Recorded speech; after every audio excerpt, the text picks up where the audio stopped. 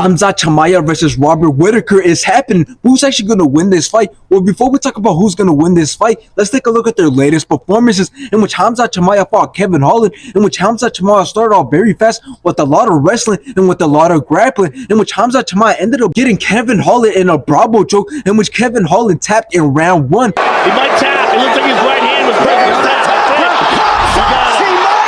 After this, Khamzat Chimaev went on to fight Kamaru Usman, in which Khamzat Chimaev again started off with a lot of wrestling and with a lot of grappling in round 1. Khamzat Chimaev's ground game also looked great and outlanded Kamaru Usman, and Khamzat Chimaev ended up taking it by decision. For the winner by majority decision, Khamzat Boys.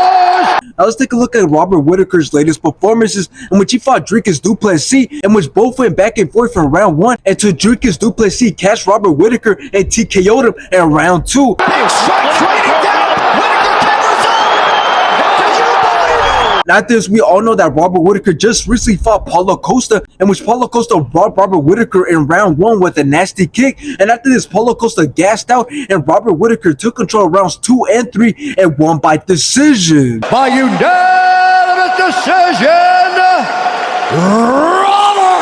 Now, when Dana White first announced this fight, the first thing that came to my head was that this is the end of Khamzat's career and hype, as he's no longer going to be that big scary guy anymore. And the reason I thought this was because Khamzat has struggled to put on a very good performance like the one he put up against Lee, where he ragdolled him and submitted him. Because after that, he got his first real test against Gilbert Burns, in which it was a very close fight, in which it looked like he lost that fight. And then he went on to fight Kevin Holland, which yes, he also ragdolled him and he submitted him, but at the same time, that fight wasn't supposed to happen. And then he went on to fight Kamaru Usman, but Kamaru Usman only had 10 days to prepare. Now, besides Khamzat's resume and him being overrated, like I just went over, the other reason I believe that he's going to lose this fight and lose everything is because he has nothing. There's nothing that he could do to be a guy like Robert Whittaker, because from what we have seen, he's not going to be able to outperform Robert Whittaker when it comes to striking. So his best chance is to wrestle with Robert Whittaker and gas him out, which even if he's able to do this and win a couple rounds, he is still going to lose, because he's also going to gas out using a lot of energy trying to out wrestle Robert Whittaker. So in the end, I don't want Khamzat to lose, because he is getting a chance to get a title fight. So if he loses, not only does he miss out the biggest opportunity of his career, but he will also stay at his rank, which is number 11. So then he will have to slowly climb up the ranks and work his way up again, and at that point it wouldn't even matter, because all his hype will be gone.